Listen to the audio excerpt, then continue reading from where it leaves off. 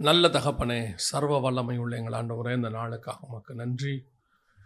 இந்த முற்பகல் வேளையிலே தேவனாகிய கர்த்தர் இம்மட்டும் துதிகளையும் ஸ்தோத்திரங்களையும் அங்கீகரித்ததுக்காக நன்றி.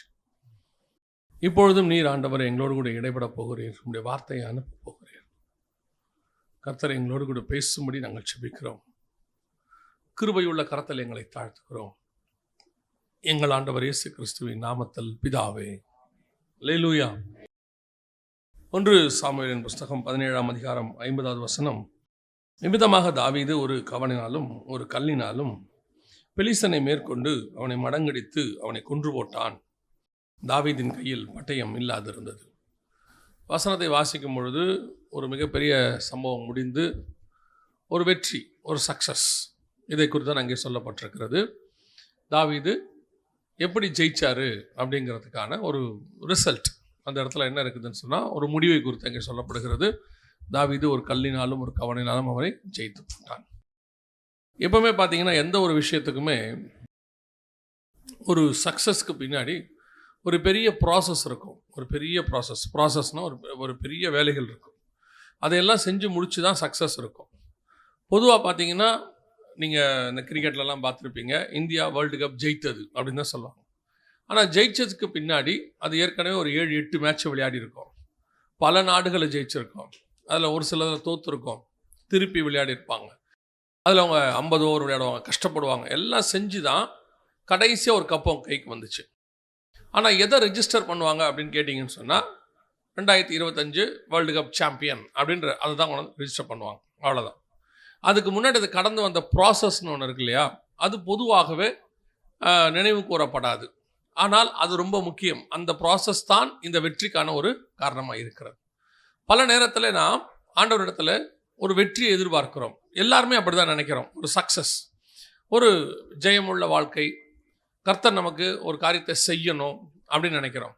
ஆனால் அந்த வெற்றி வரும்பொழுது நான் எப்பவும் சொல்வேன், ஒரு சாட்சியை நீங்கள் கேட்பீர்கள். அந்த சாட்சியை கேட்கும் பொழுது, கர்த்தர் எங்களுக்கு இப்படி ஒரு ஆசீர்வாதத்தை கொடுத்தார். ஒரு 10 வருஷம் குழந்தை இல்லாத ஒரு அம்மா ஒரு சாட்சி கொடுக்குறாங்க. அந்த வருஷம் குழந்தை கொடுத்துருக்குறாரு. அவங்க குழந்தையோடு கூட சாட்சி சொல்லுவாங்க. 10 வருஷம் எங்களுக்கு குழந்தை இல்லாமல் இருந்தது, கர்த்தர் கிருபையை எங்களுக்கு கொடுத்தாருன்னு ஒரு 10 நிமிஷத்தில் அந்த சாட்சியை சொல்லிடுவாங்க. சில நேரத்தில் 1/2 மணி நேரத்தில் சொல்லுவாங்க. ஆனால் அந்த சாட்சியை அவங்க சொல்கிறதுக்கு முன்னாடி ஒரு 10 வருஷ ப்ராசஸ் இருக்குது. என்ன இருக்குது? ஒரு 10 வருஷத்தினுடைய காலம் இருக்குது. அவங்க கடந்து வந்தது, அவங்க எதை கிராஸ் பண்ணாங்க, எத்தனை ஏளனங்கள், எத்தனை பேருடைய சுடு சொற்கள், எந்த இடத்துல மெடிக்கலி அவங்களுக்கு சொன்ன வார்த்தைகள், எவ்வளோ நெகட்டிவிட்டி, எவ்வளவோ இருக்குது. இதையெல்லாம் தாண்டி அவங்க ஆண்டவர் என்ன செய்ய வச்சாரு, அவங்க எப்படி விசுவாசத்தோடு இருந்தாங்க, அதுக்கப்புறம் ஒரு சக்ஸஸ் கிடச்சிச்சு, அந்த ஒரு சாட்சி. ஆனால் பொதுவாக நம்ம சாட்சியை மட்டும்தான் பார்க்குறோம். இப்போ இந்த வசனத்தில் நாம் என்ன செய்கிறோம் அப்படின்னு கேட்டிங்கன்னா, ஒரு கல்லினாலும் ஒரு கவனினாலும் தாவீது பெலிஸ்தனை மேற்கொண்டான் அப்படின்னு சொல்லி பார்க்குறோம். ஆனால் இந்த காரியத்தை படிக்கும்போது நிறைய செய்தி நீங்கள் கேட்டிருப்பீங்க. ஒரு ஊழியத்தின் கடந்து வந்த பாதையில், அல்லது ஒரு 18 வயசில் நான் இயேசுவை ஏற்றுக்கொண்ட பிறகு இன்னைக்கு இந்த இடத்துல ஊழியக்காரனாக நிற்க கிருபை தந்தார். இந்த ப்ராசஸ்க்கு ஒரு 34 வருஷம் ஆகிருக்கிறது. இந்த இடத்துக்கு நிற்கிறதுக்கு ஒரு 34 வருஷம் ஆகிருக்குது. இந்த 34 வருஷத்தில் நடந்த எத்தனையோ காரியங்கள், அது மறக்கப்பட்டு போயிருக்கலாம், நினைக்காமல் போயிருக்கலாம், ஏன் நான் கூட மறந்துருக்கலாம். ஆனால் இன்றைக்கி நம்ம பார்க்குறவங்க என்ன சொல்லுவாங்க, இல்லை நானே என்ன சொல்வேன், 33 வருஷத்தில் ஆண்டவர்கிட்ட கொண்டு ஒரு ஊழியக்காரன் நிறுத்தியிருக்கிறார் அப்படின்பேன். ஆனால் அந்த கடந்து வந்த ப்ராசஸ் இஸ் வெரி இம்பார்ட்டன்ட். அதுதான் இப்போ தாவீது இந்த இடத்துல செஞ்சதை ஒரு சில காரியங்களை தான் நாம் பார்க்க போகிறோம். அந்த ப்ராசஸ் அதுதான் சக்ஸஸுக்கான வழி. சக்ஸஸ் எல்லாருமே சொல்லுவாங்க, எல்லாரும் ஒரு காலத்தில் சொல்லிடுவாங்க, அந்த தம்பி ஜெயிச்சிட்டாரு, நல்ல மார்க் எடுத்துட்டாரு. ஆனால் அந்த நல்ல மார்க் எடுக்கிறதுக்கு அவன் என்ன கஷ்டப்பட்டான்னு ஒரு விஷயம் இருக்குது. அதே மாதிரி தான் ஆண்டவர் ஒரு வாக்கு பண்ணுறாரு, உங்களை கண்டிப்பாக அதை சுதந்திரிக்க பண்ணுவார். கர்த்தர் கொடுத்துருக்கிற வாக்குத்தத்தம் என்ன செய்யும்? கண்டிப்பாக நடக்கும், அதில் மாற்றுக்கிறதே கிடையாது. ஆனால் அதை கடந்து வருவதுக்கு சில ப்ராசஸ் இருக்கு. அதில் இப்போ தாவீது பண்ணதை தான் நாம் இன்னைக்கு பார்க்க போகிறோம். 1 சாமுவேல் புஸ்தகம் 17ஆம் அதிகாரத்தில் இப்போது தாவீது என்கிறவனை குறித்து ஒரு சின்ன விஷயத்தை நீங்கள் முதல்ல புரிஞ்சுக்கணும். என்ன புரிஞ்சுக்கணும்னா, தாவீது என்பவன் ஆக்சிடென்ட் ஆக அந்த இடத்துக்கு ராஜாவாக வருகிறவன் அல்ல. ஏதோ திடீர்னு அந்த இடத்துல என்ன ஆகலாம ராஜாவாகலை. 1 சாமுவேலின் புஸ்தகத்தை நீங்கள் வாசித்து பார்த்தீங்கன்னு சொன்னால் 13ஆம் அதிகாரம் வாசிங்க. 13ஆம் அதிகாரம் 1வது வசனம் வாசிங்க. சவுல் ராஜ்யபாரம் பண்ணி 1 வருஷம் ஆயிற்று. அவன் இஸ்ரவேலை 2ஆம் வருஷம் அரசாண்ட போது ஒரு சம்பவம் நடந்துச்சு. அப்போ 14வது வசனம், இப்போதோ உம்முடைய ராஜ்யபாரம் நிலை நிற்காது, கர்த்தர் தம்முடைய இருதயத்திற்கு ஏற்ற ஒரு மனுஷனை தமக்கு தேடி அவனை கர்த்தர் தம்முடைய ஜனங்கள் மேல் தலைவனாயிருக்க கட்டளையிட்டார். கர்த்தர் தலைவனாயிருக்க கட்டளை இட்டார். முடிஞ்சிருச்சு. கட்டளை இட்டார், அவ்வளவுதான். ஆண்டவர் செஞ்சிட்டார். சவுல் ராஜ்யபாரம் பண்ணின 2வது வருஷம். உங்களுக்கு தெரியும் நினைக்கிறேன். சவுல் 40 வருஷம் ராஜ்யபாரம் பண்ணார். எத்தனை வருஷம்? 40 வருஷம். தாவீது ராஜாவாகும் போது எத்தனை வயசு? தாவீது ராஜாவாகும் போது 30 வயது உள்ளவனாய் இருந்தான். அப்போ நல்லா கவனிச்சுக்கொள்ளுங்க. சவுல் ராஜ்யபாரம் பண்ணி கிட்டத்தட்ட 8 வருஷம், இந்த சம்பவம் கழிச்சு 8 வருஷம் கழிச்சு தான் தாவீதே பிறக்கிறான். அதுக்கப்புறம் தான் என்ன இருக்கு? தாவீதே பிறக்கிறார். அதுக்கு முன்னாடி தாவீது பிறக்கவே இல்லை, பூமியிலே இல்லை தாவீது. ஆனால் இந்த வசனத்தில் கர்த்தர் என்ன சொல்றாரு? 13ஆம் அதிகாரத்தை 14ல் கர்த்தர் தம்முடைய இருதயத்துக்கு ஏற்ற ஒரு மனுஷனை தமக்கு தேடி அவனை கர்த்தர் தம்முடைய ஜனத்து மேல் தலைவனாக இருக்க கட்டளை இட்டார். விட்டுட்டார், இடுவார் இல்லை, இட்டார். முடிஞ்சிருச்சு, ப்ராசஸ் ஓவர். அப்படின்னா என்ன அர்த்தம்? கர்த்தர் தாவீதை 8 வருஷம் கழிச்சு தான் பிறக்க பண்ண போறார். இன்னும் தாவீது இல்லை. ஆனால் கர்த்தர் ஏற்கனவே தாவீதை சூஸ் பண்ணிட்டார். தாயின் கருவில் உருவாகும் போது சொல்றோம்ல, இது அதையும் தாண்டி உலக தோற்றத்துக்கு முன்பதாக அப்பயே டிசைட் பண்ணிட்டார். சவுல் ராஜ்யபாரம் பண்ண 2வது வருஷமே டிசைட் பண்ணிட்டாரு. இன்னும் 8 வருஷம் கழிச்சு ஒருத்தன் பிறப்பான், அதுக்கப்புறம் 30 வருஷம் கழிச்சு அவன் ராஜாவான், அவனை தான் நான் ராஜாவை வச்சிருக்கிறேன், எல்லாம் இருக்கு. அப்போ தாவீது கோலியாத்தை வந்து பார்த்து ஜெயிச்சது என்பது ஒரு ஆக்சிடென்ட் ப்ராசஸ் அல்ல, ஏதோ திடீர்னு நடந்த ஒரு சம்பவம் அல்ல.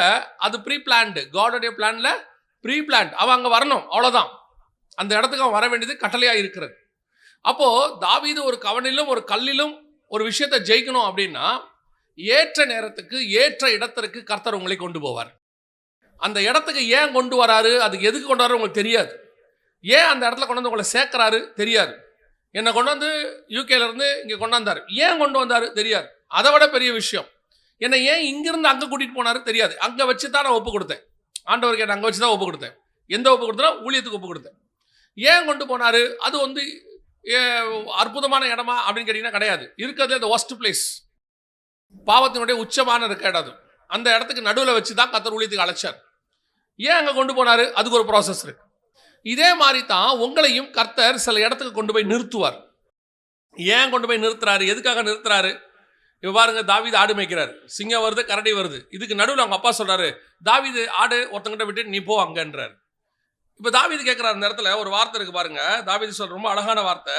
29 வாசிங்க. 1 சாமுவேல் 17:29. அதற்கு தாவீது, நான் இப்பொழுது செய்தது என்ன? நான் வந்ததற்கு முகாந்தரம் இல்லையோ? நான் என்ன காரணம் இல்லாம இங்க வந்திருக்கேன்னு நினைக்கிறீங்களா? எனக்கு ஒரு ரீசன் இருக்கு. அவன் சொல்ற வார்த்தை, ஐ ஹேட் அ ரீசன். கர்த்தர் ஏன் உன்னை ஒரு இடத்துல கொண்டு வந்து வச்சிருக்கிறார்? கர்த்தர் ஏன் உன்னை ஒரு இடத்துல அபிஷேகம் பண்ணுகிறார்? கர்த்தர் எதற்காக உங்களுக்கு ஒரு பொறுப்பை கொடுக்கிறார்? உங்களுக்கு ஒருவேளை ஏன் அங்க வச்சிருக்கிறாருன்னு இப்ப தெரியாது. தாவீதுக்கு அந்த இடத்துல ஏன் வந்து நிக்கிறாருன்னு தாவீதுக்கு தெரியாது. ஆனா ஒண்ணு தெரியும், ஏதோ ஒரு முகாந்தரம் இருக்கிறது, ஃபார் a ரீசன். அப்போ ஆண்டவர் நம்மளை எந்த ஒரு விஷயத்துல நிறுத்துறதுக்கு பின்னாடி கர்த்தருக்கு என்ன இருக்குது? ஒரு திட்டம் இருக்கிறது. அவரே கொண்டு வருவார். அந்த ப்ராசஸ் அவர் செய்வார். அந்த ப்ராசஸ் ஏன்னா நீ ராஜாவா வேண்டிய இடம் அதுதான். அங்கதான் உன்னுடைய காரியம் ஆரம்பிக்க போகுது. அந்த இடத்துல ஆரம்பிக்கிறதுக்கும் இயேசு கிறிஸ்து வர்றதுக்கும் நிறைய தொடர்பு இருக்குது. தாவீதுக்கும் இயேசுக்கும் என்ன இருக்கு? நிறைய தொடர்பு இருக்குது. அந்த தொடர்போட முதல் பகுதி என்ன? அவன் கோலியாத்தை மீட் பண்ணணும். கோலியாத்தை மீட் பண்றது இயேசு பிசாசை மீட் பண்ணணும். 30 வருஷம் கழிச்சு பிசாசை அந்த யோர்தான் ஆற்றங்கரையிலிருந்து மீட் பண்ணணும். இங்க நீங்க நல்லா கவனிச்சு பாத்தீங்கன்னா ஆற்றங்கரையிலிருந்து ஆற்றிலிருந்து கல்லை எடுத்துக்கிட்டு தாவீது வருவார் இவனை பார்க்க.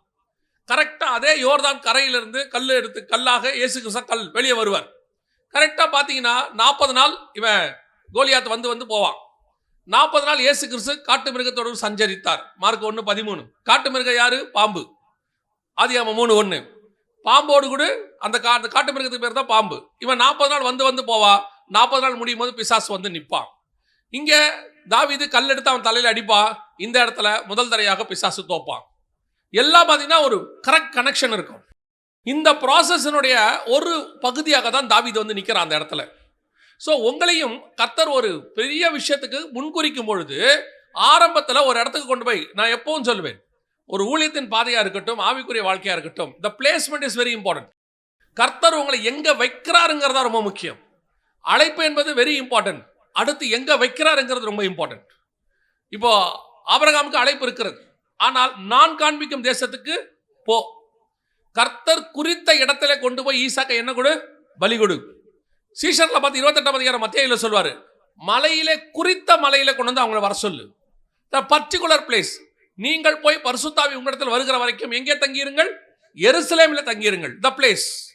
ஒரு அழைப்பும் ஒரு இடமும் ஊழியத்தின் பாதையில உங்களுக்கு சொல்லப்பட்ட வாக்குத்தத்தத்தில் ரொம்ப இம்பார்ட்டன்ட். அதை ரெண்டையும் கன்ஃபார்ம் பண்ணணும். எப்போ யார் எங்கிட்ட ஊழியத்தின் பாதையில அல்லது அழைப்பு வந்து நாங்கள் வரேன்னு சொல்லி ஜோம் பண்ண சொன்னாலும் நான் சொல்றது 2 காரியத்தை கன்ஃபார்ம் பண்ணுங்க. ஒன்று, உங்களுடைய ஊழியம் அது என்ன. 2, எங்கே பண்ண சொல்லுகிறார். அதான் இம்பார்ட்டன்ட். நீங்க அழைப்பு வைத்திருவீங்க, ராங் பிளேஸுக்கு போயிடுவீங்க. ராங் பிளேஸுக்கு போயிட்டீங்கன்னா உங்க அழைப்பினுடையதான கர்த்தர் சொன்ன விஷயம் நடக்காது.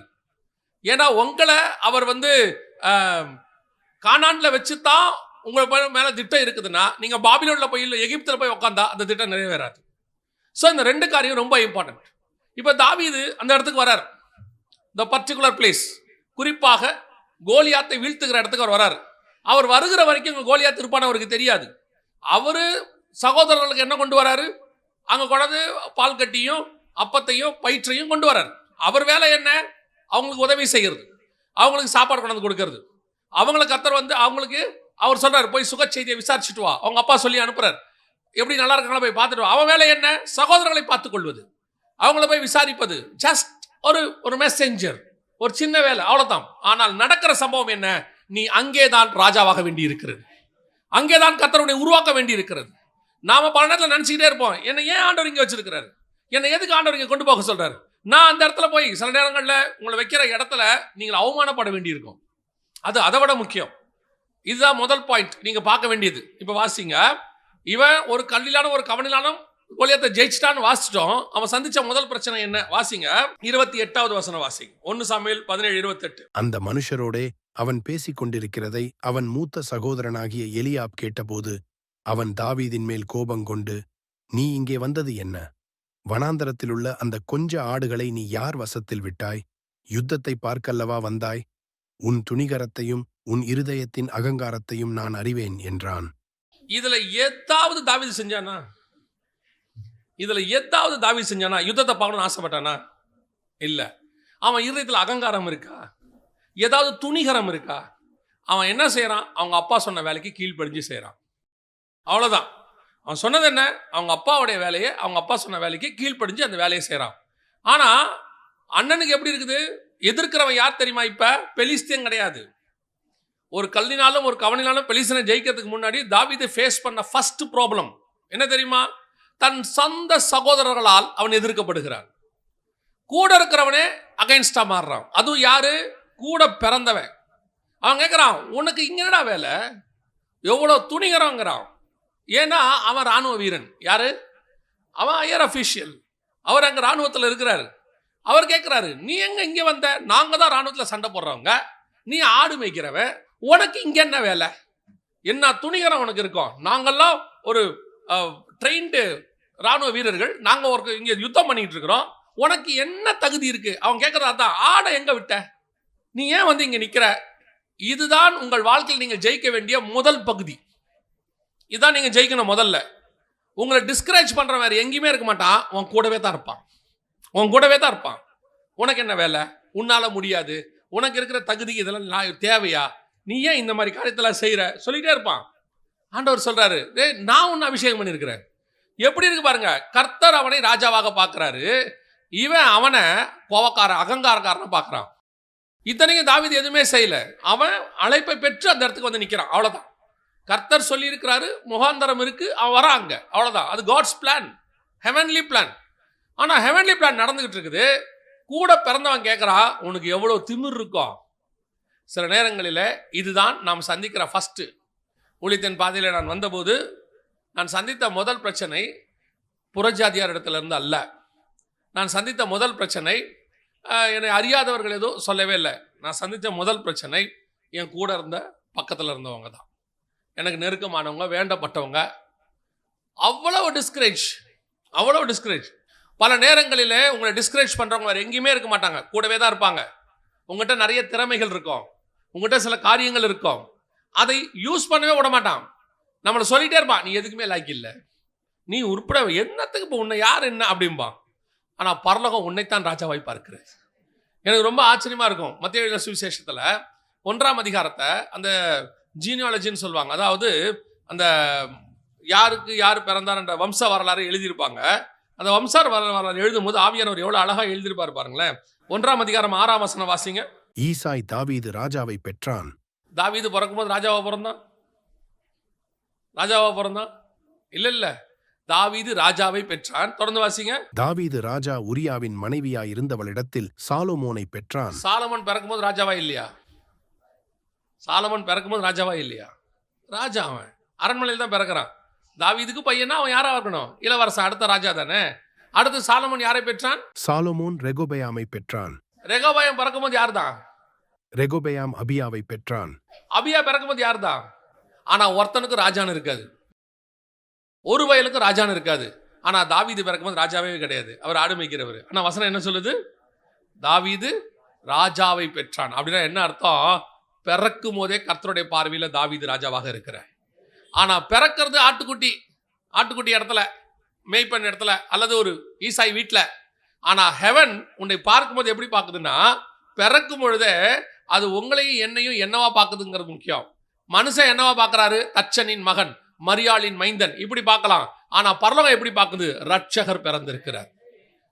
எல்லாரும் ஈசாயின் மகன், மேய்ப்பன் பிறந்திருக்கிறான் இப்படி சொல்லுவாங்க. ஆனால் பரலோகம் எப்படி பார்க்குது? தாவீது ராஜாவை பெற்றான். அப்ப நீங்களும் நானும் பிறக்கும் பொழுதே ஒரு ஹெவன்லி பிளானோடு கூட பிறந்திருக்கிறோம். பரலோகம் ஒரு திட்டத்தோடு தான் உங்களை கொண்டாந்து இருக்குது. அப்படி கொண்டு வந்த அந்த பரலோகம் அந்த திட்டத்துக்குள்ளே நடத்தும் பொழுது உன்னை அந்த திட்டத்தை சுதந்திரிக்க விடாம முதல்ல பண்ற டிஸ்கரேஜ் எங்க இருக்கும் தெரியுமா? உன் வீட்டுக்குள்ளே எழும்போம். உன் கூட இருக்கிறவங்களே சொல்லுவாங்க, அதெல்லாம் நீ சும்மா நீ சொல்லாத, உன்னாலலாம் முடியும், எவ்வளோ பேர் என்னென்ன பண்ணிட்டு இருக்காங்க, இதுல நீ போய் என்ன பண்ண போற அப்படின்னு கேட்பாங்க. ஆண்டவர் சொல்வாரு, யூதேயா பட்டணத்தில் உள்ள பெத்லகேமே, நீ ஆயிரங்களில் சிறியதாயிருந்தாலும் தேசத்தை ஆளுகிற பிரபு உன்னிடத்திலிருந்து புறப்படுவார். நீ எல்லாருக்கும் முன்னாடி சின்னதா இருந்தாலும் குறைவா இருந்தாலும், இந்த தாவீதை பாருங்களேன். தாவீதை பார்க்கும் பொழுது சாமுவேல் எப்படி தாவீதை பார்க்கிறாரு பாருங்களேன். இந்த சாமுவேல் தாவீதை போய் அபிஷேகம் பண்ணுவாரு. இங்க இருக்கு பாருங்க. ஆண்டவர் கேட்பாரு, எந்த மட்டும் நீ தாவீது சாமுவேலுக்காக என்ன பண்ணுவ? துக்கித்து கொண்டிருப்ப அப்படின்னு சொல்லிட்டு கர்த்தர் என்ன சொல்றாரு? நீ போய் என்ன செய்யி, ஈசாயின் குமாரனை போய் என்ன செய்யி, அபிஷேகம் பண்ணு அப்படின்னு சொல்வார். அப்போ சொல்லும் பொழுது சாமுவேல் போய் என்ன செய்வாரு? தாவீதை அபிஷேகம் பண்றதுக்கு போவார். அப்போ 16ஆம் அதிகாரத்துல, 1 சாமுவேல் புத்தகம் 16ஆம் அதிகாரத்துல 6வது வசனம் வாசிங்க. அவர்கள் வந்தபோது அவன் எலியாபை பார்த்தவுடனே, கர்த்தரால் அபிஷேகம் பண்ணப்படுபவன் இவன்தானாக்கும் என்றான். கர்த்தர் சாமுவேலை நோக்கி, நீ இவனுடைய முகத்தையும் இவனுடைய சரீர வளர்ச்சியையும் பார்க்க வேண்டாம். நான் இவனை புறக்கணித்தேன். மனுஷன் பார்க்கிறபடி நான் பாரேன். சும்மா பார்த்தா எப்படி இருக்கான் பையன்? ராஜா மாதிரி இருக்கான். பார்த்தா எப்படி இருக்கான்? சும்மா ராஜா மாதிரி இருக்கான். எலியாபு பார்த்த உடனே சாமுவேல் டிசைட் பண்ணிட்டாரு, ஓ இவன் தான்யா, ஆண்டவர் சூஸ் பண்ணது இவன் தான்யா, சூப்பர்யா அப்படின்ட்டான். ஆனா அடுத்து என்ன நடக்குது பாருங்க. 12வது வசனம் வாசிங்க. ஆள் அனுப்பி அவனை அழைப்பித்தான். அவன் சிவந்த மேனியும் அழகிய கண்களும் நல்ல ரூபமும் உள்ளவனாயிருந்தான். அப்பொழுது கர்த்தர், இவன்தான், நீ எழுந்து இவனை அபிஷேகம் பண்ணு என்றார். அப்படின்னா என்ன அர்த்தம்? அவனை பார்க்குற வரைக்கும் உட்காந்தே இருக்கிறாரு. யார்? இவனா? சின்ன பையலா இருக்கானடா, அழகா இருக்கான், எல்லாம் சரி. இவன் மேலேயா இவ்வளவு பெரிய அபிஷேகம்? சவுல் ஆளு சமஸ்த இஸ்ரவேல்ல அவன மாதிரி உயரமானவன் ஒருத்தனும் இல்லை. இவன் சரி எலியாப சொன்னா கூட பரவாயில்ல, ஆளு ஸ்டவுட்டா இருக்கான், ராணுவ வீரன், பார்க்கறதுக்கு கரெக்ட், மினிஸ்ட்ரிக்கு சூப்பரா இருக்கான். சரி, இப்போ யாருமே இல்லை. இன்னொரு விஷயம் யோசித்து பாருங்க. 7 பேர் மொத்தம் கூட்டம் இருந்தாச்சு, எவனுமே இல்லைன்ட்டார் ஆண்டவர். இவன் கேட்குறான், வேற எவனாவது இருக்கானா? இன்னும் ஒருத்தன் தான் இருக்கான்றான் ஈசாய். அப்போ அண்டர்ஸ்டுட் தானே அது?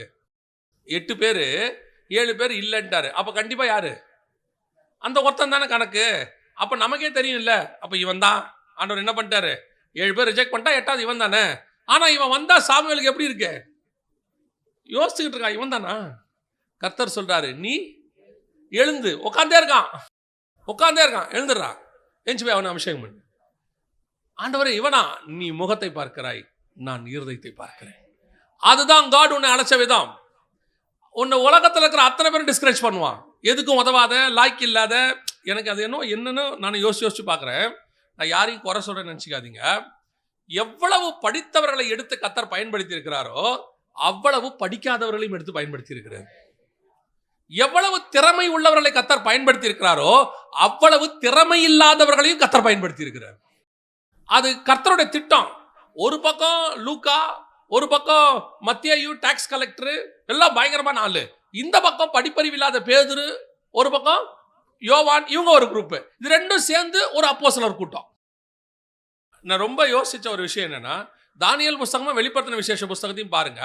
இந்த ரெண்டும் சேர்ந்து தான் நீங்க படிக்க முடியும். இது ரெண்டையும் தனித்தனியா வச்சா படிக்க முடியாது. ரெண்டு ட்வின் புக்ஸ்னா ரெட்டை புஸ்தகம். ரெண்டுத்தையும் ஒன்னா சேர்த்து படிச்சா தான் அந்த மொத்த சத்தியமும் உங்களுக்கு வெளியே வரும். ஆனா தானியேலை குறித்து சொல்லும் போது 1ஆம் அதிகாரம் சொல்லுது, தானியேல் 1ஆம் அதிகாரத்துல கல்வியில் நிபுணன் இருக்கு. அவனுக்கு எப்படி இருக்குது? பயங்கரமான ஆளு, கிராஜுவேட், இன்டலெக்சுவல் அப்படின்னு அர்த்தம். பயங்கரமான அறிவாளி. யாரு? தானியேல். அதோடைய அடுத்த பகுதி யாருக்கிட்ட கொடுக்கிறாரு? யோவான் கிட்ட கொடுக்கிறாரு. யோவானை குறித்து அப்போஸ்தலர் நடவடிக்கைகள் சொல்லுகிறது படிப்பறிவு இல்லாதவர் என்றும் பேதமை உள்ளவர் என்றும். ஒரு பகுதியை படிச்சவங்கிட்ட கொடுத்துட்டு ஒரு பகுதியை படிக்காதவங்கிட்ட கொடுத்துட்டாரு. என்ன ஆண்டவரே, இதோட இன்னொரு பகுதி இவனை மாதிரியா படிச்சவங்கிட்ட தானே கொடுக்கணும். ஆண்டவர் சொல்றாரு, நீ முகத்தை பார்க்கிறாய், நான் இருதயத்தை பார்க்கிறேன். நான் வெளிப்பாடு கொடுப்பதற்கு தேவை கல்வி நிபுணத்துவம் அல்ல, வெளிப்பாடு கொடுப்பதற்கு தேவை அவனுக்கும் எனக்கும் உள்ளதான உறவு. தானியேலுக்கு இருந்த உறவும் யோவானுக்கு இருந்த உறவும் ஒரே உறவு, கர்த்தரோட. இவன் அங்க காத்திருப்பான் தேவ சமூகத்துல, அவன் மார்பிள சாஞ்சிருப்பான். ரெண்டு பேர்ட்டையும் ஒப்பு கொடுக்குற, அவ்வளவுதான். இதுல நீ என்ன படிச்சிருக்க, எப்படி வளர்ந்திருக்க, இவன் பின்னாடி என்ன, பேக்ரவுண்ட் என்ன, நீ யாருடைய பையன், நீ இன்னாருடைய பேரன், அதெல்லாம் தேவையே இல்லை. இங்க அதெல்லாம் தேவையே இல்லை. உன் மேல கர்த்தருடைய அழைப்பு இருக்குதா?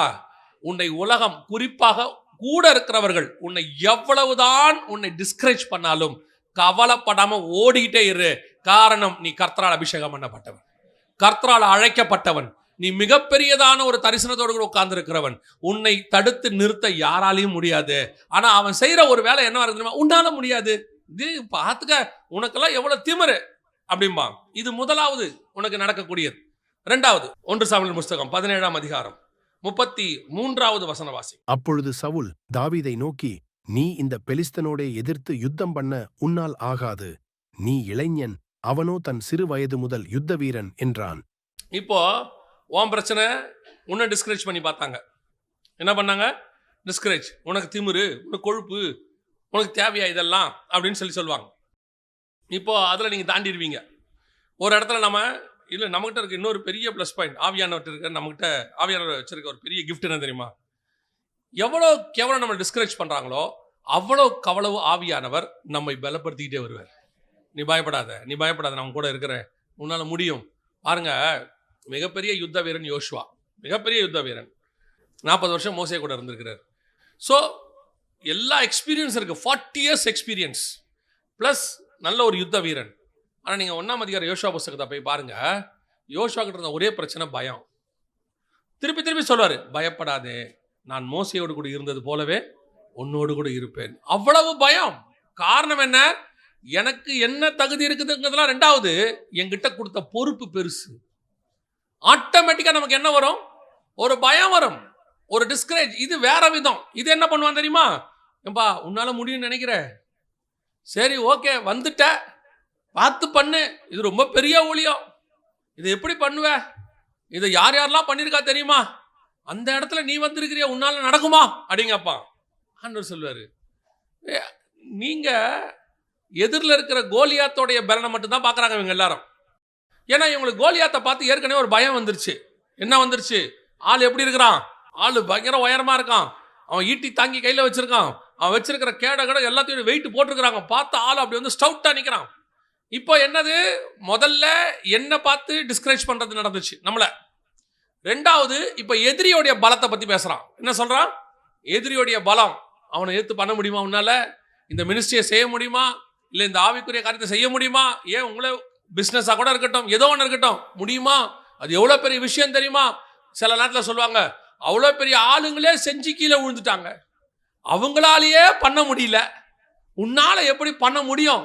எத்தனையோ பேர் ட்ரை பண்ணாங்க, அவங்களால நடக்கல, நீ எப்படிப்பா அவனை போய் அப்படிம்பாங்க. தாவீது இருந்த ஒரே ப்ளஸ் பாயிண்ட் என்ன தெரியுமா? தாவீது, நான் இளைஞன், நான் சின்ன பையன், அதை அவன் பார்க்கல. ரெண்டாவது, தாவீது அவன் பெரிய யுத்த வீரன், சிறு வயது முதல் கொண்டு யுத்த வீரன், ஆள் பார்க்க ஹைட்டு வெயிட்டுமா இருக்கிறான், அதையும் அவன் பார்க்கல. ஆனா அவன் சொன்னது என்ன தெரியுமா? 47வது வசனவாசி. கர்த்தர் பட்டயத்தினாலும் ஈட்டியினாலும் ரட்சிக்கிறவர் அல்ல என்று இந்த ஜனக்கூட்டமெல்லாம் அறிந்து கொள்ளும். யுத்தம் கர்த்தருடையது, அவர் உங்களை எங்கள் கையில் ஒப்புக் கொடுப்பார் என்றான். தான் தாவீது.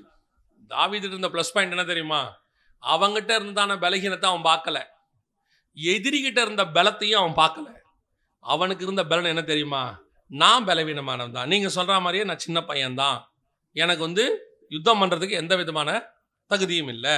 நாம் நினச்சிக்கலாம் ஊழியம் பண்ணுறதுக்கு என்கிட்ட என்ன இல்லை, எந்த தகுதியும் இல்லை.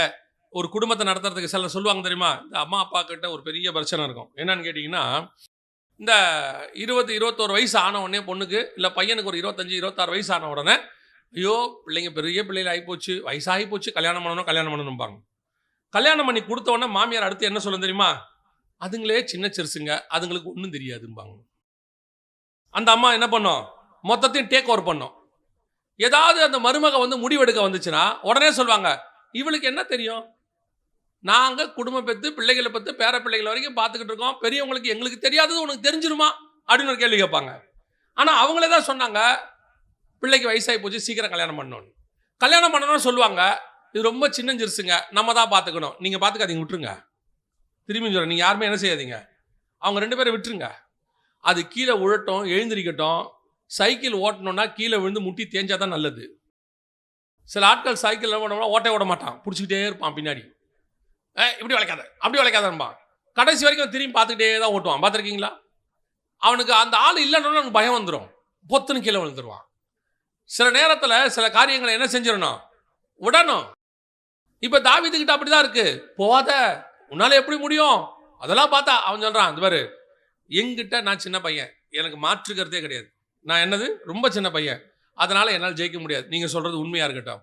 2வது, கோலியாத்து பெரிய ஆளு, அதுவும் இருக்கட்டும். அவன் சிறு வயது யுத்த வீரன், அதனால் இல்லைன்னு சொல்லலை, அதெல்லாம் ஃபேக்ட், ப்ராக்டிக்கல், ஆள் அப்படி தான் இருக்கான். ஆனால் ஒன்று சொல்லட்டுமா அப்படிங்கிறான். என்ன? நான் ஏன் குறையும் பார்க்கல, நான் அவன் பலத்தையும் பார்க்கல, ஆனால் என்ன ஒருத்தர் அனுப்புறார் தெரியுமா, அவர் என்னிலும் பெரியவராய் இருக்கிறார், அவனிலும் பெரியவராய் இருக்கிறார், என்னில் இருக்கிறவர் உலகத்தில் இருக்கிறவனிலும் பெரியவர். அனுப்புகிறவர் நான் அல்லவா, உன்னை அனுப்புகிறவர் நான் அல்லவா, நீ உன் பலத்தை நம்பி போகாத.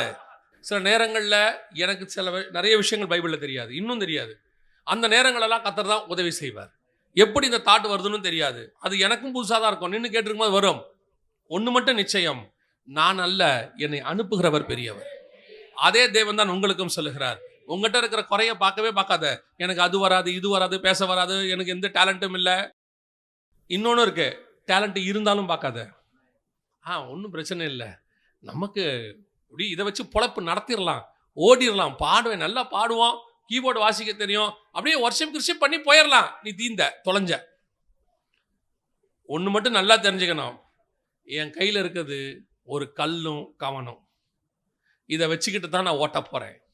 இதை வச்சுக்கிட்டு எப்படி தாவீது ஓட்டுவேன்? இதை வச்சுக்கிட்டு ஓட்ட முடியாது. ஆனால் இதை வச்சுக்கிட்டு என்னை அனுப்புகிற ஒருத்தர் இருக்கிறாரு, அவர் ஓட்டுவார். அவருக்கு தெரியும் இதை வச்சுக்கிட்டு என்ன செய்யணும்னு தெரியும். ஏப்பா அவன் கத்தி ஈட்டி கீட்டி, இப்படி யோசித்து பாருங்களேன், அவன் அப்படி வரான், கத்தி ஈட்டி கீட்டி இல்லை எடுத்துகிட்டு வரான். தாவீது இப்படி சுற்றிக்கிட்டே போகிறாரு, கயிறு சுற்றிட்டு. தூரத்துலேருந்து பார்க்குறவன் என்ன சொல்லுவான்? கோலியாத்தை விட்டுருங்க. அவன் கேட்குறான், நாயாடா நான் கேட்குறான், அதை விட்டுருங்க. தூரத்துலேருந்து பார்க்குறவன் என்ன சொல்லுவான்? இவ்வளோ பெரிய சேனையும் அமைதியாக பொறுமையாக நிற்கிது, ஆனானப்பட்ட சவுலே போய் மறைஞ்சி உக்காந்துட்டான், ஒளிஞ்சு ஓடிட்டான், பயந்துக்கிட்டு வெளியே வராமல் இருக்கிறான். சமஸ்த இஸ்ரவேல்லே அவன் தான் உயரம், அவனே பயந்து போய் நிற்கிறான். இது பாரு, அது ஒரு வாண்டு ஒன்று நடுவில் போய் நிற்கிது பாரு. சில நேரத்தில் பார்த்தீங்கன்னு சொன்னால், இந்த பெரிய பெரிய சிங்கம்லாம் இருக்கும்ல, அதுக்கு முன்னாடி போய் இந்த நாய் குலைச்சிட்டு நிற்கும் பார்த்துறீங்களா? அந்த சிங்கத்துக்கு எப்படி இருக்கும் தெரியுமா? செம்ம டென்ஷனாக இருக்கும். ஆனால் ஒரு மனுஷனுக்கு இல்லாத தைரியம் அந்த நாய்க்கு இருக்குதா இல்லையா? இப்போ நம்ம ப்ராக்டிக்கலாக யோசிப்போம், நாய்க்கு என்னங்க தெரியும், சிங்கம் அடித்தா என்ன ஆகும், அது அடித்தா என்ன ஆகுன்றதுலாம் 2வது. அதுக்கு ஒரு தைரியம் இருக்குல்ல, அந்த தைரியம் தான் உனக்கு எனக்கு வேணும். தன் சுய தைரியத்தில் நாய் போய் இப்படி நிற்குமானால், சர்வ வல்லமை உள்ளவர் என்னோடு கூட இருக்கிறார், அவர் என்னை அனுப்புகிறார், நான் தைரியமாக போகிறேன். என் கையில் இருக்கிறது கல்லாக இருந்தா என்ன, என் கையில் இருக்கிறது ஒரு கவனாக இருந்தா என்ன, எனக்கு ஒரு சின்ன டேலண்டாக இருந்தா என்ன, இல்லை எனக்கு எதுவுமே இல்லாட்டின்னு தான் என்ன. ஒரு பிரசங்கியாக இருந்தார் வெளிநாட்டில், அவருக்கு பிரசங்கம் பண்ண வராது. கர்த்தர் சொல்லிட்டாரு, நீ போய் சுவிசேஷம் சொல்லு, நான் உன்னை எடுத்து பயன்படுத்துவேன். அவர் மனைவி நல்ல பிரசங்கம் பண்ணுவாங்க, ஆனால் இவருக்கு பிரசங்கமே வராது. உங்களுக்கு தெரியுமா, அவர் என்ன பண்ணுவார்னா, பிரசங்கத்தை மொத்தத்தையும் எழுதுவார், மொத்த பிரசங்கத்தையும் எழுதுவார், மைக்கில் வச்சு படிப்பார். பிரசங்கம் பண்ண மாட்டார், எழுதுனதை வச்சு படிப்பார். அவர் படிக்க படிக்க ஜனங்க அழுது ஒப்பு கொடுப்பாங்க. எப்படி நடக்கும்னே தெரியாது. சில பிரசங்கியார் ஏற்ற தாழ்வை ஏத்தி இறக்கி சவுண்டை போட்டு முழக்கி 300 அல்லேலூயா சொல்லி 3000 ஸ்தோத்திரம் சொல்லி எல்லாம் பண்ணி நடக்காத ஒரு விஷயம் அந்த மனுஷன் 30 நிமிஷம் தான் பேசுவார். எழுதி வைப்பார், இங்கிலீஷ்ல தான் எழுதுவார், எல்லாம் எழுதி வச்சுதான் படிப்பாரு. படிச்சு முடிச்சு ஜோம் பண்ணுவான் பாரு, கிட்டத்தட்ட 2000 பேர் ஒப்பு கொடுப்பான், 1000 பேர் ஒப்பு கொடுப்பான், அழுது ஒப்பு கொடுப்பான். இப்ப இதுல எங்க இருக்கு சொல்லுங்க? இதுல என்ன இருக்கு? எழுதி கொண்டாந்து படிக்கும் போது பிரசங்கமா அது ஒரு பேச்சு போட்டி மாதிரி பார்த்து படிக்கிறது. ஆனால் அதற்கு நடுவில் கிரியை செய்கிறவர் ஒருத்தர் இருக்கிறார். அதனால தான் நான் எப்பவும் சொல்வேன், யாருடைய பிரசங்கத்திலையும் எவ்வளவு டீப் இருக்கு, என்ன தாட் இருக்குங்கிறதுலாம் ரெண்டாவது, அதுல ஆவியானவர் இருக்கிறாராங்கிறதா முதல்ல. நீங்க பயங்கர டீப்பா தியானிச்சு கொண்டு வந்து பண்ணி அந்த இடத்துல ஆவியானவர் உங்க கூட இல்லைன்னு வச்சுக்கோங்க, அது ஒண்ணுமே இல்லாம போயிடும்.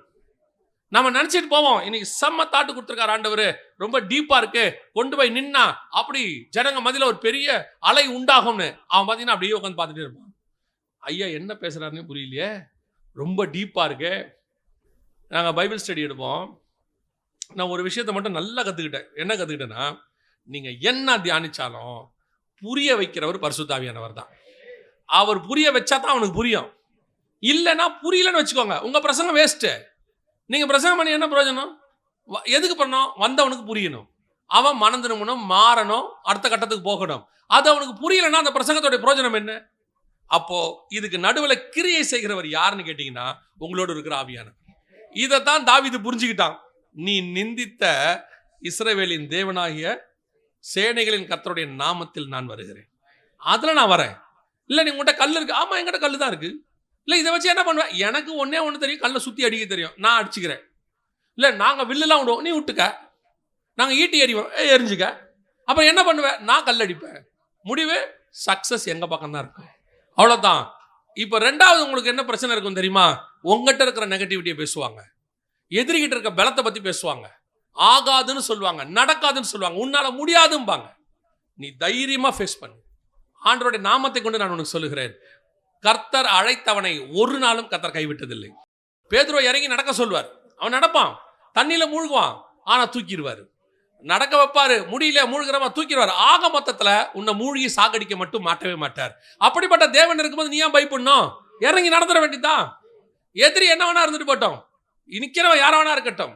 சில நேரங்களில் கொண்டு போயிட்டு ஒரு நாள் ஒரு ஆண்டவர் என்ன பண்ணிவிட்டாரு, ஒரு பெரிய பாஸ்டர்ஸோட, அதாவது ஒரு பைபிள் காலேஜ் பாஸ்டர்ஸ் மாதிரி கொண்டு போய் நிறுத்தி விட்டார். எல்லாம் பார்த்தீங்கன்னா சும்மா பைபிள் ஸ்காலர்ஸ் அப்படியே உட்காந்துருக்குறாங்க. அந்த பிரசங்கத்தை எல்லாம் பண்ணி முடிச்சாச்சு.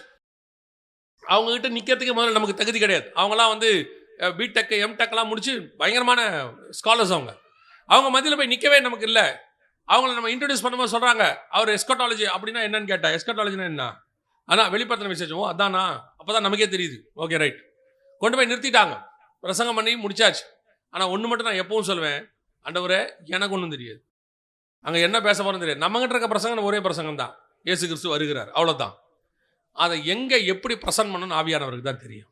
முடிஞ்ச உடனே அங்கேருந்து அவங்க உலகத்தில் உள்ள இந்த பைபிள் காலேஜஸ்க்கெல்லாம் போவாங்க, போய் பிரசங்கம் பண்ணுவாங்க, கெஸ்ட் ஸ்பீக்கர், கெஸ்ட் டீச்சர் மாதிரி.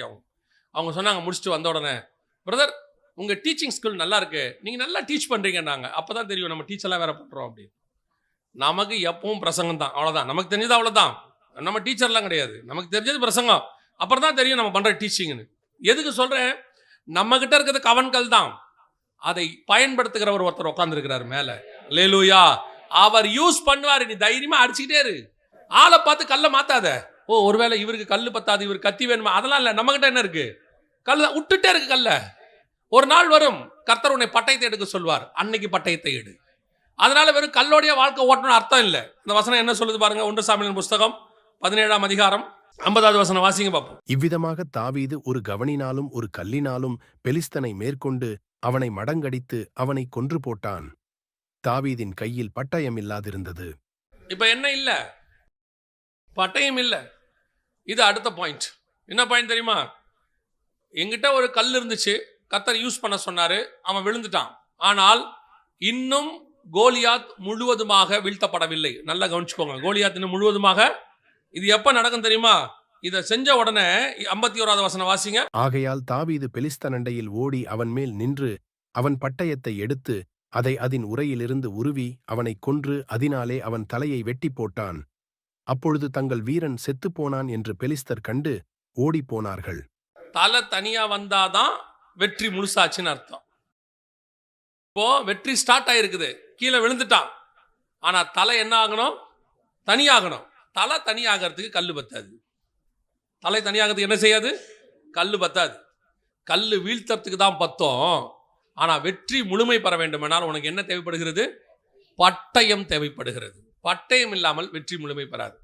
இப்பவும் சொல்றேன், கடைசியாக நான் சொல்லிட்டு முடிக்கிறேங்க. நீங்க எப்பவுமே ஊழியத்தின் பாதையா இருக்கட்டும், எந்த ஒரு காரியமா இருக்கட்டும், நீங்க ஸ்டார்ட் பண்ணும்போது உங்ககிட்ட இருக்கிறது குறைவாக இருக்கும். ஒரு கிருபை ஆண்டவர் ஏதோ ஒன்று கொடுத்துருப்பாரு, அதோட ஓடுவீங்க. ஆனால் நீங்கள் அதோடு மட்டுமே ஓடிக்கொண்டு இருக்கக்கூடாது. இது போதும் அப்படின்னு இருக்கக்கூடாது. எதுல உங்களை கர்த்தர் கொண்டு போறாரோ அதுல நீங்க அடுத்த கட்டத்துக்கு போறதுக்கு நீங்கள் முயற்சி செய்யணும். அடுத்த கட்டத்தை விரும்பணும். இப்போ ஒரு உதாரணத்துக்கு சொல்றேன். தாவீது ஒரு கல் எடுத்து கோலியாத்தை அடிச்சிட்டாரு.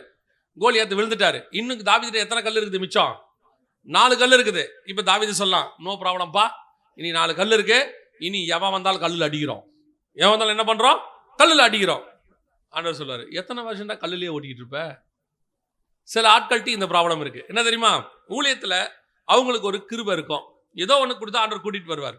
ஆனால் கூட்டிட்டு வந்தவர் அந்த கிருபையை அதே லாஸ்ட் வரைக்கும் நீ அதை வச்சுக்கிட்டே ஓட்டணும்னு விரும்ப மாட்டாரு. உன்னை அடுத்த கட்டத்துக்கு கொண்டு போக விரும்புவார். இன்னும் நீ அதுல என்ன ஆகணும்? அதுல உள்ளதை உன்னை டெவலப் பண்ணணும், உட்காந்து படிக்கணும். இப்போ பேதுருவும் யோவானும் படிப்பறிவு இல்லாதவர்கள், கரெக்ட் தானே? அப்படித்தானே இருக்கு, பேதமை உள்ளவர்கள். ஆனா அவங்க கடைசி வரைக்கும் படிக்காதவங்களாவே இல்லை. அதுக்கப்புறம் நிருபங்கள் எழுதுற அளவுக்கு அவங்க பெரிய ஆளா மாறிட்டாங்க, படிப்புக்குள்ள வந்துட்டாங்க, அடுத்த கட்டத்துக்கு வராங்க. இதுதான் ஊழியத்தில் நம்ம செய்ய வேண்டிய அடுத்தது. சில ஆட்கள் பார்த்தீங்கன்னு சொன்னா ஏதோ ஒன்றை கர்த்தர் யூஸ் பண்ண ஆரம்பிச்சிட்டா போதும், இதை வச்சுக்கிட்டே வாழ்நாள் முழுக்க ஓட்டிடலாம் அப்படின்னு நினைப்பாங்க. ஓட முடியாது, அந்த கல்லை வச்சுட்டு ஓட முடியாது. பரிசுத்தம் உள்ளவன் இன்னும் பரிசுத்தமாகட்டும், நீதி செய்கிறவன் மகிமையின் மேல் மகிமை அடைந்து அடுத்த லெவலுக்கு போயிட்டே இருக்கணும். கல்லுல வீழ்த்துறது ஒரு காலம், பட்டயத்தை எடுத்து வெட்டுவது ஒரு காலம். அப்ப பட்டயத்தை எடுக்கிறதுக்கு நீ உன்னை என்ன பண்ணணும்? டெவலப் பண்ணணும், எடுத்து ஓடணும், அதுக்கு அடுத்த கட்டத்துக்கு போகணும். ஒரு குரூப் இருக்கு, ஒரு லெவலுக்கு வந்த பிறகு சோம்பேறி ஆயிடும். ஒரு லெவலுக்கு வந்த பிறகு சாட்டிஸ்ஃபேக்ஷன், போதும் வந்துட்டோம், இது வரைக்கும் ஓகே, நல்லபடியா போயிட்டு இருக்குது, இதே இப்படியே இருக்கட்டும், அப்படியே ஆண்டவர் வர வரைக்கும் இப்படியே ஓட்டிடுவோம். ஆண்டவர் சொல்வாரு, அப்படின்னா நீ ஏலி மாதிரி ஆளு உட்காந்துட்ட, நீ அதுக்கப்புறம் யூஸ் ஆக மாட்டேன். நல்ல போராட்டத்தை ஓட்டத்தை ஓடிட்டே இருக்கணும், ஓடிட்டே இருக்கணும். ஓடு ஓடு ஓடு ஓடு, ஃபைனல் ஸ்டேஜ் வரைக்கும் ஓடு. அந்த இடத்துக்கு என்ன தேவையோ அதை கையில் எடு. அந்த இடத்துல கல் இருக்கிற இடத்துக்கு கல் எடு. அடுத்து உனக்கு என்ன தேவைப்படுது? இப்போ பாருங்க, இந்த ஊழியத்தை தொடங்கும் போது எனக்கு ஒரு ஊழியக்காரர் சொல்லி கொடுத்தது, நான் அப்புறம் உங்களுக்கு சொல்றேன். அதை வேணா அதையும் உங்களுக்கு முன்னாடி சொல்றேனே. இந்த ஊழியத்தை தொடங்கும் போது எவிடன்சஸ் எல்லாம் கர்த்தர் வந்து எங்களுக்கு கொடுக்குறாரு. இந்த மாதிரி காரியம் நடக்குது உலகத்தில், நீங்க பாக்குறீங்களே சாயங்காலத்தில், அதை காட்டுறாரு. ஆரம்பத்தில் எங்கிட்ட லேப்டாப்பும் கிடையாது, இந்த மாதிரி ப்ரொஜெக்டர் கிடையாது, எதுவுமே கிடையாது. அப்போ நாங்கள் என்ன பண்ணுவோம்னா, அந்த டைரியில் எல்லாத்தையும் எழுதி, அந்த அன்றைக்கி வந்து பேப்பர் கட்டிங்கை வெட்டி டைரியில் பின் பண்ணி அந்த இடத்துல அந்த டேட்டை போட்டு வச்சுருப்பேன். இந்த நாளில் இந்த பேப்பரில் இது வந்தது அப்படின்னு அந்த பேப்பர் கட்டிங்கும் இருக்கும். அந்த ஏன்னா முழு பேப்பரையும் வைக்க முடியாது, ஸோ அந்த நியூஸை மட்டும் கட் பண்ணி வச்சுருப்பேன். அந்த டேட்டோட வச்சுருப்பேன். யாராவது கேட்டாங்கன்னா போய் கன்னிமரா லைப்ரரி இருக்குது, அங்கே போய் பார்த்துக்கோங்க, இந்த பேப்பரில் இருக்குன்னு சொல்லிடுவேன். ப்ரூஃபோட வச்சுருப்பேன். எங்கே போனாலும் டைரி தான் எடுத்து காட்டுவேன். ஒரு இடம் வருது, ஒரு வருஷம் 2 வருஷம் ஆகுது ஊழியத்தின் பாதையில் வரும்போது ஒரு ஆலோசனை ஒரு தம்பி கொடுக்குறான். அண்ணே, இப்படியே எத்தனை நாளைக்கு டைரி தூக்கிட்டு போவீங்க? எத்தனை டைரி தூக்கிட்டு போவீங்க? அண்ணா, இப்போ லேப்டாப் இருக்குண்ணே, வந்திருக்குண்ணே, லேப்டாப்பில் நம்ம எல்லாத்தையும் ஸ்டோர் பண்ணலாம். நான் சொல்கிறது 2005 சொல்கிறேன். அன்றைக்கி லேப்டாப்போடைய விலைலாம் 1 லட்ச ரூபா கிட்ட இருந்துச்சு. 80,000 85,000 ஒரு லேப்டாப்போடைய விலை. அண்ணே வாங்கினேன். அன்னைக்கு நமக்கு ஆஃபரிங்க 200 300 கொடுக்குற காலம். நம்மக்கிட்ட போய் எங்கே வரும்? சரி தம்பி, லேப்டாப் போடலாம். இந்த லேப்டாப்பை எதில் கனெக்ட் பண்ணுவேன்னு கேட்டா, உங்களுக்கு தெரியும்னு நினைக்கிறேன், 2010 வரைக்கும் மேக்சிமம் எந்த சர்ச்சிலையுமே ப்ரொஜெக்டர் கிடையாது. எல்லார்கிட்டையுமே ஓஹெச்பின்னு ஒன்று இருக்கும், ஓவர் ஹெட் ப்ரொஜெக்டர்னு வச்சுருப்பாங்க. அதில் எப்படி இருக்குன்னு கேட்டிங்கன்னா, பாட்டு மட்டும் அப்படி பிளாஸ்டிக் பேப்பரில் வச்சு பாட்டு போடுவாங்க. அது செவுத்தில் தெரியும். வெறும் பாட்டு தான் போட முடியாது, அதில் வேறு எதுவுமே போட முடியாது. பிளாஸ்டிக் பேப்பரில் பேப்பர் எழுதி பாட்டு எழுதிருக்கும், அதை வச்சு போடுவாங்க. அந்த இடத்துல அந்த தம்பி சொல்கிறான், அண்ணே நம்ம ஒரு ப்ரொஜெக்டரும் ஒரு லேப்டாப்பும் வாங்கிட்டோம்னானே, நம்ம வந்து என்ன பண்ணலாம், போகிற சர்ச்சுக்கெல்லாம் போடலானே அப்படின்னு. எவ்வளோடா ஆகும் அப்படின்னா, அன்னைக்கு உள்ள கணக்குக்கு 1.5 லட்சம் ரூபா. அன்னைக்கு உள்ள கணக்குக்கு 1.5 லட்சம் ரூபா.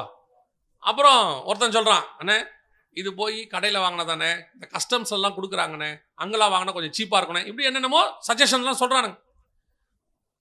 இப்போ நான் என்ன யோசிக்கணும், எனக்கே 200-300 தான் இல்லை 500 தான் மேக்ஸிமம் எனக்கு வரும். 3 நாள் மீட்டிங் போனால் 800 தருவாங்க. நான் சொல்கிறது நடந்ததை சொல்கிறேன். 800 தருவாங்க.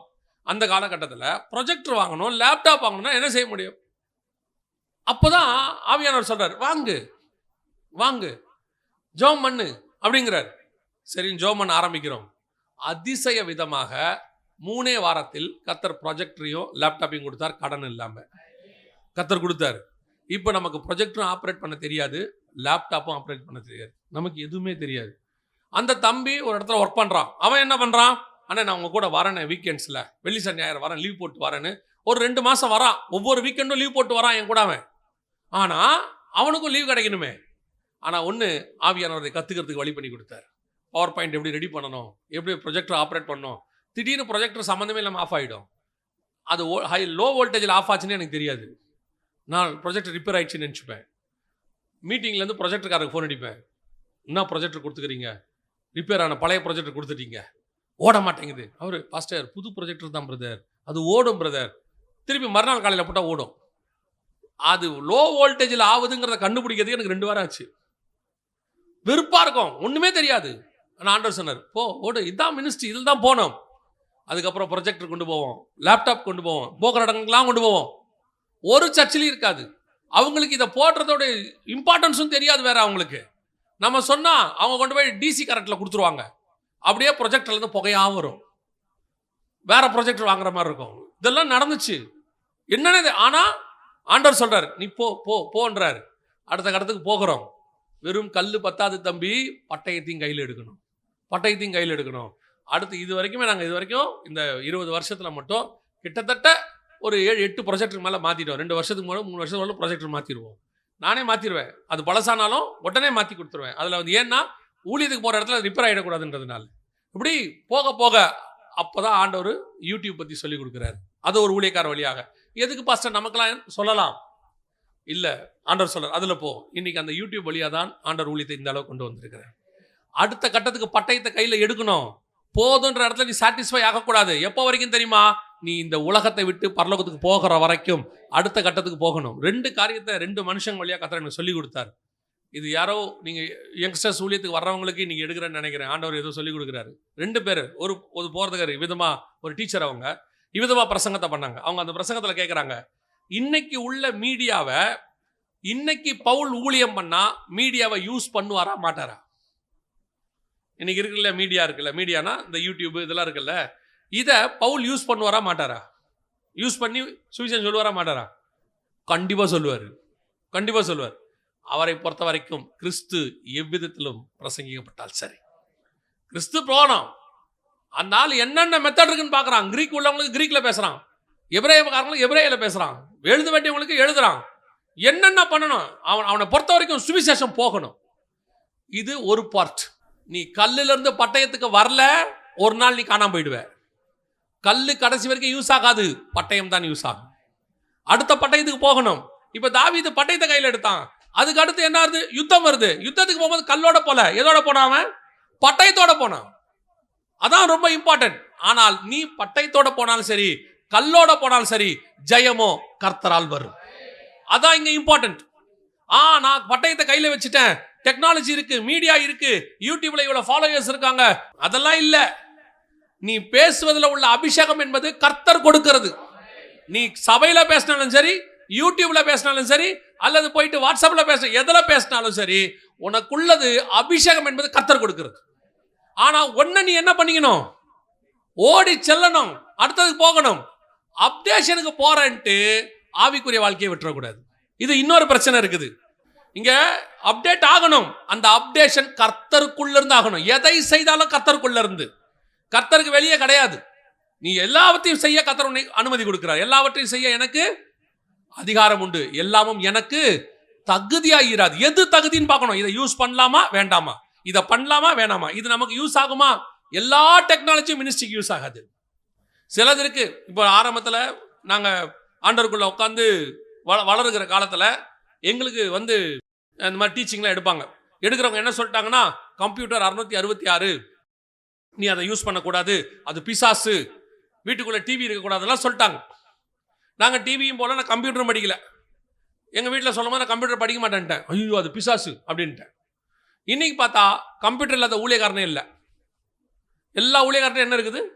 கம்ப்யூட்டர் இருக்குது. சொன்னவரே கம்ப்யூட்டர் வச்சிருக்காரு. இப்போ அன்னைக்கு ஒரு 20 வருஷம் முன்னாடி ஒரு பிரசங்கம் பண்ணார், அவரே கம்ப்யூட்டர் வச்சிருக்காரு. இப்போ எப்படி அவர்கிட்ட போய் நான் கேட்க முடியுமா? சார் நீங்கள் 20 வருஷத்துக்கு முன்னாடி பண்ணீங்க, உங்களால் நான் கம்ப்யூட்டர் படிக்காம போயிட்டு நான் சொல்ல முடியும்? நம்மளை மாற்றிக்க வேண்டியது தான். அப்போ எதை செய்யணும் எதை செய்யக்கூடாதுன்னு இருக்கு, எதை யூஸ் பண்ணணும் எதை யூஸ் பண்ணக்கூடாது இருக்கு. அது கோலியாத்தின் பட்டயம் தான். இப்பவும் சொல்றேன், இந்த உலகத்தில் உள்ள டெக்னாலஜி என்பது பிசாசு கையில் உள்ள பட்டயம் மாதிரி தான். அதை எடுத்து பிசாசின் தலையத்தான் வெட்ட வேண்டுமே ஒழிய, அதை ஒரு நாளை எடுத்து ஆவிக்குரியவன் தலையை வெட்டக்கூடாது. நாம் அதை யூஸ் பண்ணணும். இன்னைக்கு நிறைய விஷயங்கள் இருக்கு, ஆனா சிலது நமக்கு தேவையில்லாததாக இருக்கும். இப்போ என் பாட்டு அபிஷேகமா இருக்கணுமா, நல்லா அழகா இருக்கணுமா? ஆவியோடும் உண்மையோடும் தான் ஆராதிக்கணும், அழகோடுன்னு ஆண்டவர் சொல்லல. அழகு இல்லாத குரலை அபிஷேகமா இருந்துச்சுன்னா போதும், அதுல 10 பேர் ரசிக்கப்பட்டுருவான். நீ அழகான குரலா இருந்து அபிஷேகம் இல்லைன்னா அது வெறும் என்டர்டைன்மெண்ட். அப்ப இந்த இடத்துல எதை நீ இம்பார்ட்டன்ஸ் கொடுக்கணும்? நான் அடுத்த கட்டத்துக்கு போகணும், ஆனால் அடுத்த கட்டத்துல என் கையில் இருக்குது கோலியாத்தின் பட்டயமான்னு பார்க்கணும். என் கையில் உள்ளது பட்டயமா? நான் மாறனா? கல்லுல இருந்து எங்க மாறணும்? பட்டயத்துக்கு மாறணும். மாறி வரும்போது உனக்கு ஒன்று மட்டும் நீ மறந்துடக்கூடாது கடைசி வரைக்கும். இந்த வசனத்தை வாசிங்க, நான் முடிக்கிறேன். 1 சாமுவேலின் புஸ்தகம் 17ஆம் அதிகாரம் 47வது வசனம் வாசி முடிக்கலாம். கர்த்தர் பட்டயத்தினாலும் ஈட்டியினாலும் ரட்சிக்கிறவர் அல்ல என்று. இப்போ என் கையில பட்டயம் இருக்கு, நான் எடுத்து தலையை வெட்டிடுவேன், கோலியாத் வீழ்ந்துருவான், அதை மினிஸ்ட்ரியில யூஸ் பண்ணுவேன், நிறைய பேர் ரட்சிக்கப்படுவாங்க, எல்லாம் ஓகே தான், எனக்கு மாற்றுக்கிறதே கிடையாது. ஆனால் கர்த்தர் பட்டயத்தினாலும் ஈட்டினாலும் ரட்சிக்கிறவர் அல்ல. இந்த ஜனக்கூட்டங்கள் எல்லாம் அறிந்து கொள்ளும், யுத்தம் கர்த்தருடையது, யுத்தம் கர்த்தருடையது, ஜெயமோ கர்த்தரால் வரும். இந்த வசனத்தை நல்ல மனசுல வச்சுக்கொள்ளுங்க. குதிரை யுத்த நாளுக்கு ஆயத்தப்படும். நீங்க செய்ய வேண்டிய ஆயத்தத்தை என்ன செய்யணும்? அப்டேட் பண்ணணும், படிக்கணும், அடுத்த கட்டத்துக்கு தேவையானதை உட்காந்து பைபிள் வாசிக்கணும், அதுக்கு தேவையான காரியங்களை படிக்கணும். கர்த்தர் பார்த்துக் கொள்வார்னு பைபிளே வாசிக்காம போய் நிக்க கூடாது புல்பீட்ல. ஆவியானவர் பேசுவாருன்ட்டு, அதுக்கு பாருங்களேன், பேசுகிறவர் உங்களுக்குள்ள உள்ள ஆவியானவர் தான் பைபிளை படிக்காம போய் இருக்கக்கூடாது. பேதுரு ஏஞ்சி நிற்கிறாரு, நிற்கும் போது பாருங்க, பழைய ஏற்பாட்டையும் புதிய ஏற்பாட்டையும் கம்பேர் பண்ணி பேசுறாரு. யோவேல் புஸ்தகத்தில் சொன்னது இப்பொழுது நிறைவேறுகிறதுங்கிறாரு. படிப்பறிவு இல்லாதவர், பேதமைன்னு சொல்லப்படுறவர், ஆனால் அவர் இயேசுவோட இருக்கும்போது படிக்க தொடங்கி விட்டார். அவ்வளவுதான். அவருக்கு உலக படிப்பு இல்ல, ஆவிக்குரிய படிப்பு இருக்குது. என்ன செய்யக்கூடாது? கிருபை இருக்கு, அபிஷேகம் இருக்கு, நம்ம பாட்டு அப்படியே ஜாலியா போய் நிக்கலாம். இல்ல இல்ல இல்ல, ப்ரிப்பரேஷன் இஸ் வெரி இம்பார்ட்டன்ட். ஒரு பரிசுத்தவான் சொன்னாரு, 1 மணி நேரம் பிரசங்கம் பண்றியா, 2 மணி நேரம் ஜெபம் பண்ணணும்னாரு. 1 மணி நேரம் பிரசங்கத்துக்கு 2 மணி நேரம் ஜெபம் பண்ணணும். ஆனா இன்னொரு பிரசங்கம் அவர் சொன்னாரு, அது இன்னும் என்னால் செய்ய முடியல. அவர் சொன்னாரு 1 மணி நேரம் பிரசங்கத்துக்கு 6 மணி நேரம் ஜெபம் பண்ணணும்னாரு. எங்க சர்ச்சுக்கு ஒரு பிரசங்கியார் வருவார், நல்ல டீச்சர், அருமையான பைபிள் டீச்சர், அவ்வளோ டீப்பா மனுஷன் செய்தி கொடுப்பாரு. ஆனா பிரசங்கத்தை வந்து உட்காந்துருப்பாரு, திடீர்னு எங்க பாஸ்டர் கிட்ட சொல்லிடுவாரு, உங்க பிரேயர் எங்க இருக்கு அப்படின்னு கேட்பாரு. எங்க பாஸ்டர் சொல்லுவாரு, இங்கே தான் இருக்கு, நான் அங்கே ஜெபம் பண்ணிட்டு இருக்கிறேன், செய்தி நேரத்தில் கூப்பிடுங்கிட்டு உள்ள போய் கவுசாதிப்பார். அவர் சொல்வாரு, எவ்வளவுக்கு எவ்வளவு ஜெபிக்கிறோமோ அவ்வளவுக்கு அவ்வளவு ஆவியானவர் கிரியை செய்வார். இந்த ஆயத்தம் very important. Preparation is very important. நீங்கள் ஆயத்தப்பட வேண்டியது முக்கியம். உன் கையில் கல்லா இருக்கட்டும், பட்டயமா இருக்கட்டும், கல்லிலிருந்து பட்டயத்துக்கு மாறணும், அடுத்த கட்டத்துக்கு போகணும், நல்லா படிக்கணும், அப்கிரேட் பண்ணணும் போய். ஏன்னா இது அறிவு பெருக்கத்தின் காலம். ஆனால் அறிவு பெருக்கத்தின் காலத்தில் நீங்கள் ஒருத்தங்க கூட உட்காந்து பேசணும்னா ஆவியானவருடைய துணை இல்லாமல் பேசவே முடியாது. ஆனால் அதுக்குன்னு உங்களுடைய ப்ரிப்பரேஷன் ஆவியானவர் என்ன செய்கிறாரு? எதிர்பார்க்கிறார். நீங்களும் ஏதாவது உட்காந்து படிக்கணும், ஜெபம் பண்ணணும், எல்லாம் செய்யணும். சில ஆட்கள்லாம் ஒன்றுமே செய்யாது, அப்படியே வந்துட்டு கர்த்தர் பார்த்துக்கொள்வார். கர்த்தர் பார்த்துக்கொள்வார்னா நீங்கள் எதுக்கு? அதான் வானத்துலேருந்து அவரே பேசிடுவாரு, இதோ என் நேசகுமாரன் ஒரே சவுண்டு போட்டுருவாரு. அதுக்கு நீங்கள் எதுக்கு அப்புறம் நம்மளை வச்சிருக்கிறாரு? நம்ம ப்ரிப்பரேஷன் இஸ் வெரி இம்பார்ட்டன்ட். கர்த்தர் பார்த்துக்கொள்வார். நீங்கள் சாப்பிடாம இருப்பீங்களா? கர்த்தர் பார்த்துக்கொள்வார். நானே தேவனுடைய ஆலயமாக இருக்கிறேன், ஆலயத்தை கர்த்தர் பார்த்துக்கொள்வார். அவரே பெயிண்ட் பண்ணுவார், அவரே கரண்ட் போட்டுப்பார். அதனால நான் சாப்பிடாமே இருப்பீங்களா? உங்கள் உடம்புக்கு தேவையானதை நீங்கள் சாப்பிட்ற மாதிரி உங்கள் ஊழியத்துக்கு தேவையான வளர்ச்சியை தேவையான அளவு நீங்களும் யூஸ் பண்ண வேண்டியிருக்கு. நீங்கள் படிக்க வேண்டியதை படிக்கணும், நீங்கள் செய்ய வேண்டியதை செய்யணும். ஆனால் ஜெயமோ கர்த்தரால் வரும். நான் அதை சார்ந்து கொள்ள மாட்டேன், இதை நம்பி இருக்க மாட்டேன், நான் செய்ய வேண்டியதை செய்வேன். ஆனால் ஜெயம் கர்த்தரால் வரும். கர்த்தர் ஈட்டினாலும் பட்டயத்தினாலும் அல்ல, கர்த்தர் ரட்சிக்கிறவர் அல்ல, கர்த்தர் யுத்தம் கர்த்தருடையது. அல்லேலூயா. நல்லா கவனிச்சு பாருங்க. தாவீது முதலாவதாக ப்ரீ பிளான்ட், அபிஷேகம் பெற்று கர்த்தருடைய திட்டத்தோடு இருக்கிற மனுஷன். அதான் நீங்களும் நானும். ரெண்டாவது, கர்த்தர் உன்னை கொண்டு போய் நிறுத்தும் போது உனக்கு எதிர்ப்பு முதலாவது உன் சொந்த பகுதியிலிருந்து தான் உருவாகும். உன்னை டிஸ்கரேஜ் பண்ணுவாங்க, நடக்காதுன்னு சொல்லுவாங்க. உன்னை எவ்வளோக்கு எவ்வளோ மட்டம் தட்ட முடியுமோ தட்டுவாங்க, உன்னை எவ்வளோக்கு எவ்வளோ கீழே தள்ளணுமோ தள்ளுவாங்க. எந்திரிச்சு ஓடிட்டே இரு. ஏன்னா உன்னை அழைச்சது அவங்க இல்லை, கர்த்தர். ரெண்டாவது, அதை தாண்டி ஓடும் பொழுது உங்ககிட்ட இருக்கிற பலகீனம், எதிரிக்கிட்ட இருக்கிற பலன், இதை கொண்டு உன்னை பயமுறுத்துவாங்க. எப்படி செய்ய போற? இது ரொம்ப பெரிய சர்ச்சுப்பா, இதை உன்னால் நடத்த முடியுமா அப்படின்லாம் கேட்பாங்க. இது பெரிய ஊழியம், உன்னால் செய்ய முடியுமா? அவரு இந்த ஊழியத்தை அவர் பண்ணாரு, அவர் எவ்வளோ படித்தவர், நீ போய் பண்ணுறாங்கறிய, உனக்கு படிப்பே இல்லையே.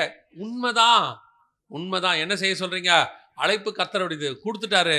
ஆனால் எனக்கு ஒன்று மட்டும் தெரியும், என்னை அழைக்கிறவர் உண்மை உள்ளவர். நான் என் பலகீனத்தையும் பார்க்கல, எதிரியுடைய பலத்தையும் பார்க்கல, என் கூட இருக்கிற தேவனை நான் பார்க்கிறேன். கடைசியாய் என் கையில் இருக்கிற அந்த கல்லும் கவனும் ஒரு சின்ன விஷயம்தான், அது யூஸ் ஆகும். ஆரம்பத்தில் அதுதான் கர்த்தர் யூஸ் பண்ணாரு, அதை கொண்டுதான் கர்த்தர் கோலியத்தை வீழ்த்தினார். ஆனால் அது மட்டும் பத்தாது, கர்த்தர் பட்டயத்தையும் எதிர்பார்க்கிறார். நீ அடுத்த கட்டத்துக்கு போக வேண்டும் என்று விரும்புகிறார். வேத வாசிக்கிறதா இருக்கட்டும், அல்லது உனக்கு ஒரு டேலண்டா இருக்குதா? நீங்க பாருங்க, நல்ல டென்னிஸ் விளையாடுறவங்க கப்பெல்லாம் ஜெயிச்சிருவாங்க, இல்லை நல்ல ரன்னிங் ஓடுறவங்க ஜெயிச்சிருவாங்க. அவங்க ஜெயிச்சிட்டாங்க, அடுத்த மீட்டிங், அடுத்த போட்டி வர வரைக்கும் சும்மா இருக்க மாட்டாங்க. தெரியுமா? என்ன பண்ணிகிட்டே இருப்பாங்க? ப்ராக்டிஸ் பண்ணிட்டே இருப்பாங்க. இந்த ஒரு 9.6 9.7 100 மீட்டர் ஓடிடுவாங்க. உசைன் போல்ட் ஆளுங்கெல்லாம் ஓடிடுவாங்க. அவங்க என்ன பண்ணுவாங்கன்னா, இதை விட அடுத்து ரெக்கார்ட் பண்ணுறதுக்கு அவங்க என்ன செய்வாங்க? ட்ரை பண்ணிகிட்டே இருப்பாங்க. போன வாட்டி 100 ரன் எடுத்தேன், இந்த வாட்டி 110 ரன் எடுக்கணும்னு கிரிக்கெட்டில் யோசிப்பான். அடுத்த லெவலுக்கு போனோம். அதே மாதிரி ஸ்பிரிச்சுவலி நீ சாதனை பண்ணணும்னு நினைக்க வேண்டாம். நான் கர்த்தருக்காக இவ்வளோ தூரம் போனேன், நான் இன்னும் கர்த்தருக்காக போகணும், இன்னும் ஆண்டவருக்கு செய்யணும். இதோட அப்கிரேட் என்ன, இடத்து என்ன பண்ணலாம், என்ன ஆண்டவருக்காக செய்யலாம் அப்படின்னு போயிட்டே இருக்கணும். ஆனால் ஜெயமோ கர்த்தரால் வரும். இவ்வளவும் செஞ்சுட்டு எல்லாம் நான் பண்ணதுனால தான், நான் மட்டும் ரெடியாக வந்த ஆண்டவர் சொல்வார், நீ பண்ணாட்டி பிரச்சனை இல்லைப்பா, நான் ஒரு பணத்தை உயிரோடு எழுப்பி எல்லாரையும் நடிச்சுருவேன். ஒரு லாசரை உயிரோடு கூட எழுப்பி கர்த்தர் என்ன பண்ணிடுவார்? சுற்றி இருந்தவர்கள் விசுவாசிக்கத்தக்கதாக கர்த்தருக்கு ஒரு பணம் போதும் அவர் ஊழியத்தை பண்ணுறதுக்கு. ஒரே ஒரு டெட் பாடி போதும், அதை வச்சு பெரிய ஊழியம் பண்ணிடுவார். உன்னை ஜீவனோடு கூட கூப்பிட்டுருக்கிறாருன்னா அது கர்த்தர் செய்த கிருபை. எனக்கு ஒரு சம்பவம் நினச்சி சொல்லிட்டு முடிக்கிறேன். டைப்ரைட்டிங் இன்ஸ்டியூட்டுக்கு போயிருந்தேன் 10வது படிக்கும்போது. நமக்கு 10 நிமிஷத்தில் 300 வார்த்தை டைப் பண்ணணும், அதான் கணக்கு. என் கூட இருக்கிறவர் 8 நிமிஷத்தில் அடிச்சிருவார். சும்மா கை விளையாடும் அவருக்கு, தர தர தர தரன்னு அடிச்சுக்கிட்டே இருப்பார். முடிச்சுட்டு நம்மளை பார்த்து நக்கலாக கேட்பாரு, முடிக்கலையா, நல்லா வேகமாப்பா, என்னப்பா நீ அப்படிம்பாரு. நம்ம 10 நிமிஷத்தில் முடிக்கணும்.